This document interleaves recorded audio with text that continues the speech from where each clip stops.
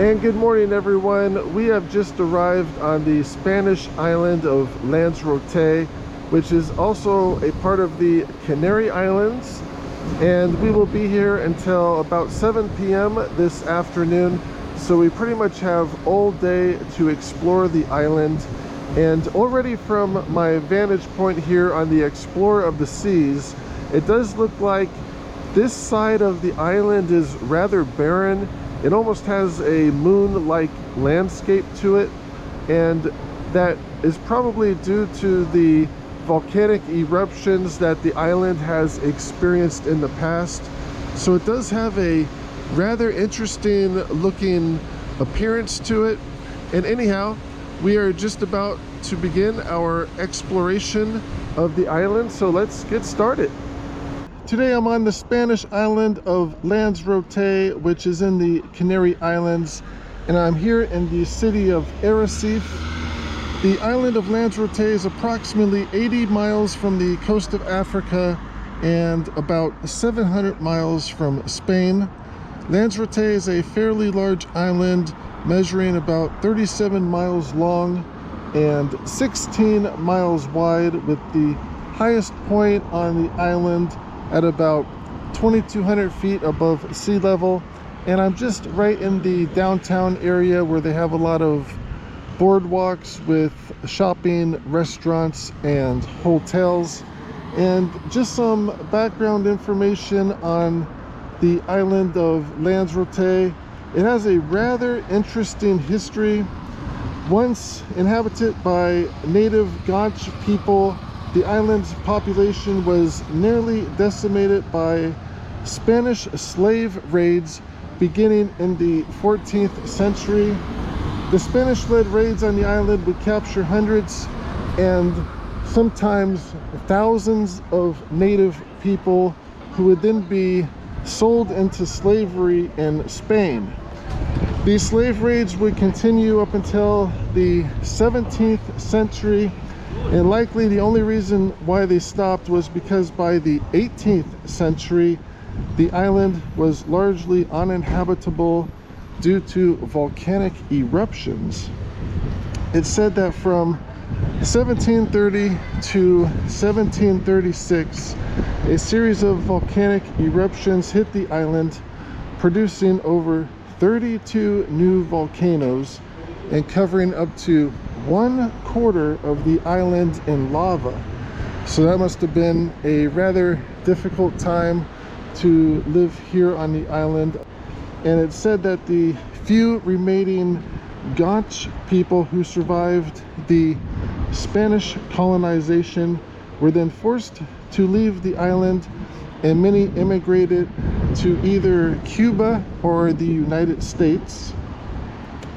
And today, the island remains a Spanish territory, so Lanzarote would be one of the few Spanish colonies that Spain was able to retain. They did lose most of their South American colonies, including Mexico, and today most of the island's inhabitants are in fact Spanish, and they account for about 75% of the population. And the next largest nationality is British at 5.6%, followed by German and Moroccan at 3% each. So there is a little bit of diversity here on the island. And Lanzarote has a subtropical desert climate and receives less than 5 inches of rain per year. And the little bit of rain that they do receive typically occurs during a short period of time during the winter months of December through February. And what's surprising is that behind tourism, agriculture is said to be one of the largest industries on the island. And one of the best growing fruits on Lanzarote are actually grapes, and the farmers even have a special way to grow grapes here on the island. And instead of an open field with a vineyard, what they do is they grow the grapes in shallow dugouts, which protect the plant from the island's warm, dry winds, thereby requiring less water.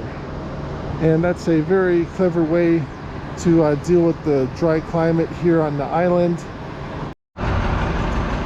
Gassing up your car in Lanzarote. At this BP gas station, the price of gas is 1.5 euros per liter, which works out to about $6.50 per gallon.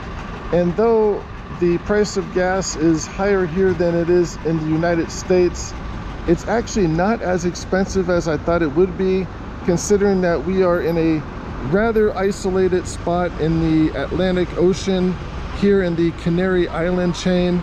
And I have certainly seen higher gas prices in other parts of Europe. So all considering, the price of gas here is actually somewhat reasonable. I'm now on one of the side streets, and it's interesting to see how some of these buildings are constructed. The one on the end looks to be a more modern concrete building, and then some of these older ones appear to be built out of block, and then other buildings like this one across the street, I would have guessed that it's possibly a concrete building, but then when you look further up near the roof, it's a stone building that's just covered in plaster, and that looks to be rather precariously built. Not sure if I want to be in one of these older buildings if there was ever an earthquake here. Grocery shopping in Lanzarote. For an island, they have this rather large supermarket. It is called Mercadona, and it even has these escalators that take you both inside and outside of the market. And it also has a rather large parking garage as well. It looks like at least a 2-story parking garage. Hotel options while in Arrecife. This is the Hotel Miramar, which is conveniently located in the downtown shopping area, and just across the street is the ocean.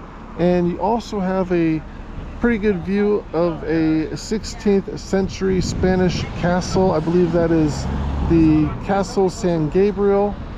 And anyhow, the Hotel Miramar is listed online as a 3-star hotel, and the current nightly rate is 134 euros, which is approximately 150 US dollars. However, it does have a few complaints, and some people complain that the hotel is a bit older. One reviewer writes, "Our room was damp and it felt there was mold in the room. The smell and damp was noticeable the second you entered the room. Unfortunately, for this reason, I would not stay here again." And then end of the review. And I think that might be a bit of a common problem, especially with these older buildings, and even more so if you are located just right next to the ocean. So anyhow, that is what a $150 hotel looks like here in Arrecife. And I'm now at this little beach area in Arrecife, and besides being rather rocky, what's also interesting is that these look to be volcanic rocks. And what's also neat is everywhere you step is pretty much a solid rock, and it's very likely that this area also experienced lava flows, and this is likely the end result of those lava flows, just a giant sheet of rock. And it's rather remarkable to think all of those volcanic eruptions occurred here less than 300 years ago. And the first aisle up is the produce, and they have a wide selection of produce. Oranges are 2.5 euros per kilo, which is roughly $1.25 per pound. Tomatoes are 2.1 euros per kilo, which is about $1 a pound. And here's bananas, which are also about $1 per pound.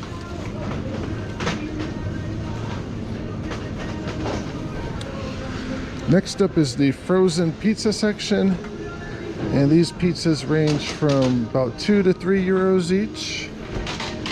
And then on the other aisle they have desserts, and chocolate almond ice cream bars are 3 euros for a 6-pack. And here's ice cream. These look to be about half-gallon containers for 2.4 euros each.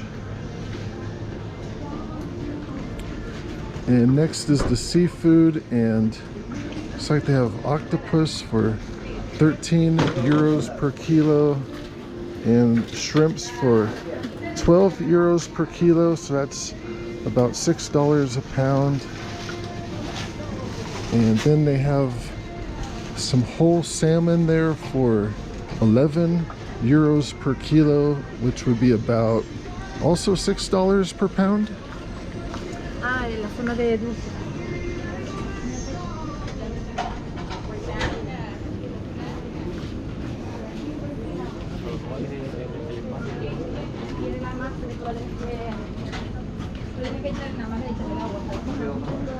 And these are the lunch meats, about $2 to $3 per pack. These look like salamis.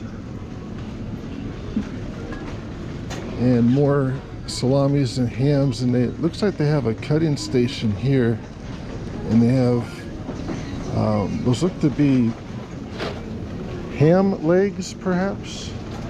And next is the poultry, and a whole chicken is about 6 euros.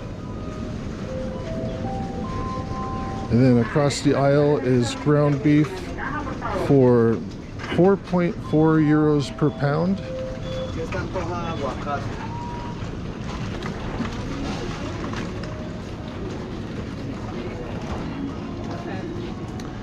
And a lot of cheeses, whole bunch of varieties of cheeses, $3 to $4 per pack.